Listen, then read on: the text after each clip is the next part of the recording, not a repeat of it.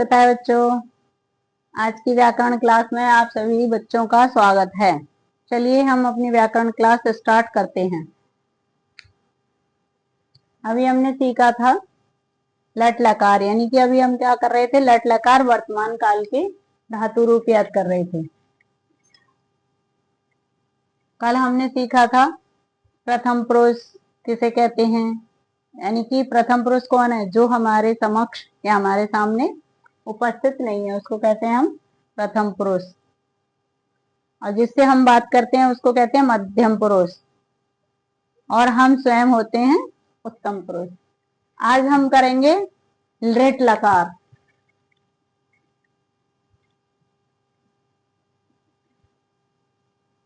लृट लकार यानी कि लृट लकार हिंदी में क्या कहेंगे, इसे भविष्यत काल।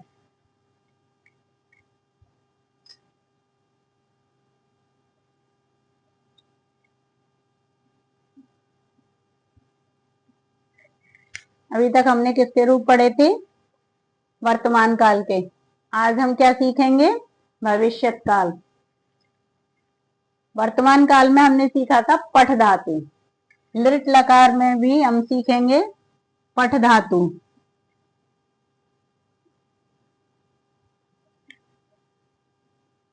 यानी कि पठ धातु को हम लृट लकार कैसे बनाएंगे। अब इसमें सबसे पहले हम लिखते हैं, वचन कितने थे हमारे, 3।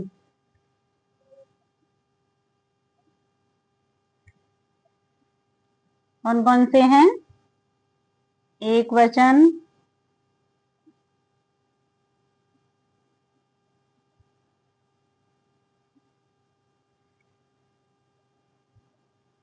द्विवचनम,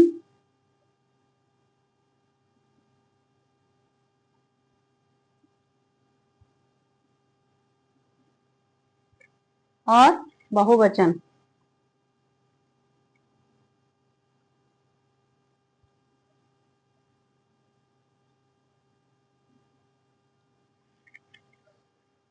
बहुवचनम।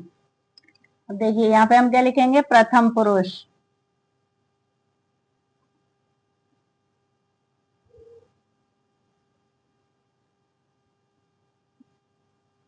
प्रथम पुरुष।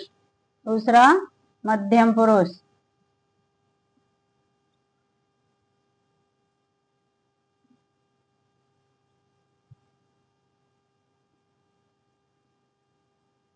और उत्तम पुरुष।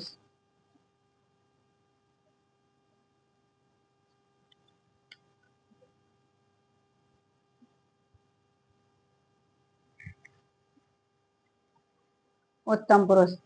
अब देखिए सबसे पहले हमने जब लट लकार सीखा था तो उसमें पठ धातु के रूप हमने चलाए थे, पठती, पठता, पठंती।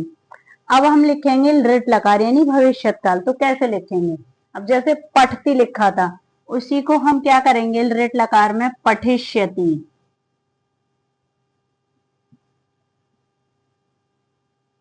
पठिष्यति। अब हमने क्या लगा दिया, ई की मात्रा लगा दी और श, यानी कि इसको हमने जोड़ दिया, तो हमारा बन गया लृट लकार एक वचन में पठिष्यति।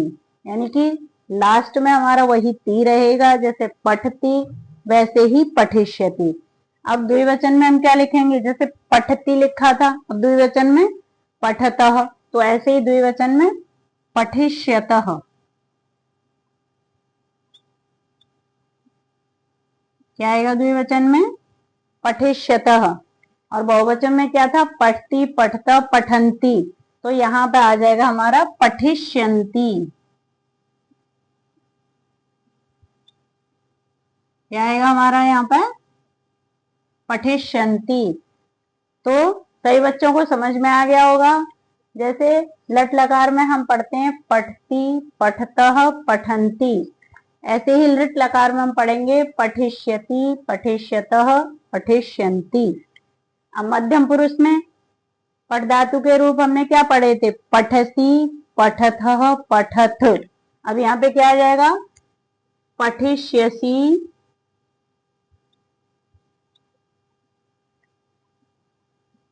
पठिष्यति, पठिष्यथः,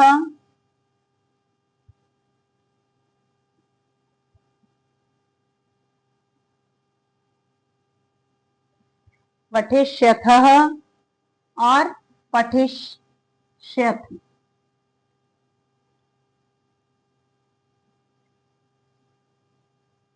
पठिष्यथ। अब उत्तम पुरुष में पठिष्यामि,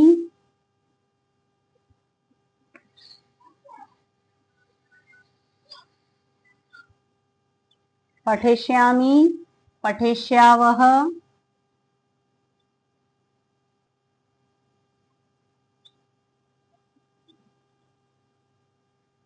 पठिष्यामः।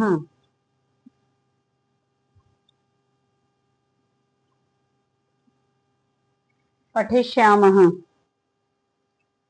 हमें वही याद रखना है, जैसे लट लकार में हमने देखा कि हमारे द्विवचन में और बहुवचन के उत्तम पुरुष बहुवचन में क्या लगाना है, हमको विसर्ग लगाने हैं, और किसी भी शब्द में हमें विसर्ग नहीं लगाना है। सेम लट लकार की तरह ही हमें लिट लकार का अर्थात भविष्यत काल का रूप भी, हमें धातु रूप भी याद करना है। इसी की तरह से और भी हम धातु लिख सकते हैं। अब जैसे इसको हमने लिखा पट धातु को, अब उसके बाद जैसे हम लिखेंगे चल धातु, दूसरी धातु हमारी कौन सी आएगी, चल। चल के रूप भी सेम ऐसे ही लिखे जाएंगे, जैसे पट की जगह पे हम कर लेंगे चल। चल धातु यानी कि चल का अर्थ क्या होता है, चलना।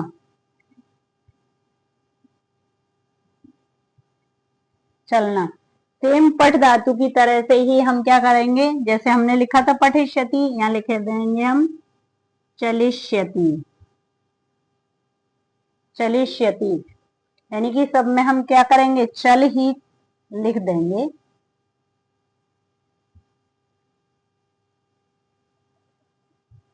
सेम सभी धातु रूप यानी कि चल धातु भी सेम पट की तरह से ही उसके भी धातु रूप चलेंगे, उनको भी हम सेम पट की तरह ही लिखेंगे।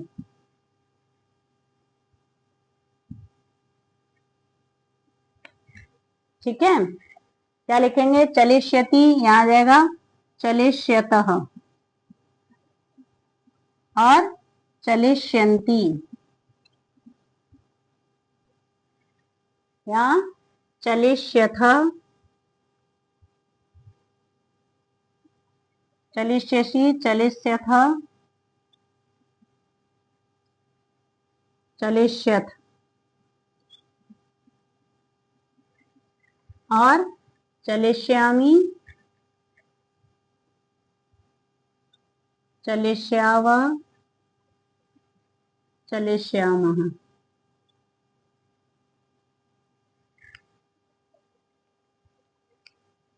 इसी तरह से चल धातु के रूप चलेंगे। इसी तरह से हस धातु है, हसिष्यति, हसिष्यत, हसिष्यन्ति, हसिष्यसि, हसिष्यथ, हसिष्यत, हसिष्यामि, हसिष्याव, हसिष्याम। यानी कि कोई भी धातु हम ले लेंगे जो सेम प्रकृति की हैं, उनके रूप लट लकार और लृट लकार के, यानी कि लट लकार में श नहीं आएगा, चलती, चलता, चलंती आएगा, लृट लकार में श आता है। ऐसे ही अब हम चल की जगह जैसे पिव के रूप चलाएंगे, किसके रूप लिखेंगे हम आगे, पिव के, पिव धातु।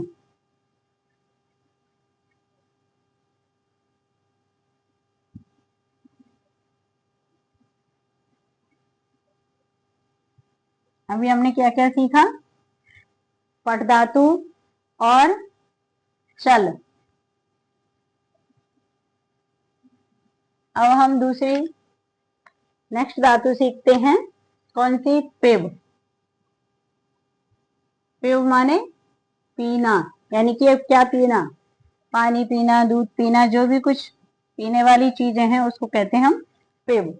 अब प्रथम पुरुष में लट लकार में हम लिखेंगे तो लिखेंगे पिबती, लेकिन हम यहाँ पे क्या लिख रहे हैं, दृढ़ लकार, इसलिए हम यहाँ क्या लिखेंगे, पिवश्यति। पिव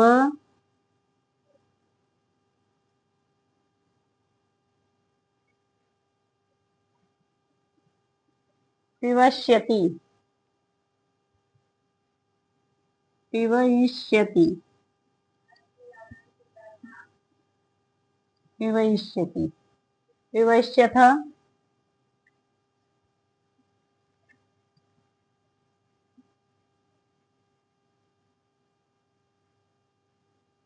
पिवस्यति, पिवश्यथ, पिवश्यति, पिवश्यत, जैसे पठति पठता, ऐसी पिबति पिबतः, ऐसे ही पिवश्यति पिवश्यत, पिवश्यन्ति।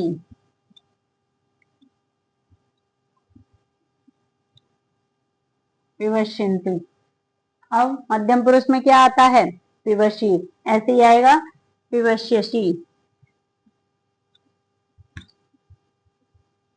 पिवश्यसि, पिवश्यथः,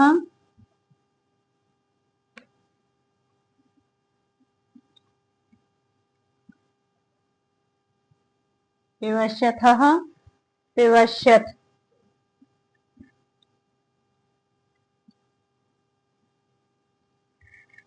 उत्तम पुरुष में क्या आता है, बताओ क्या आता है, पिबामी, तो ऐसे ही हम लिखेंगे पिवश्यामी।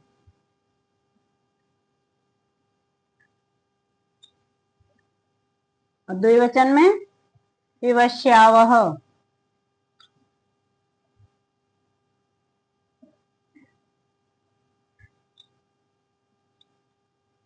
पिवश्यामः,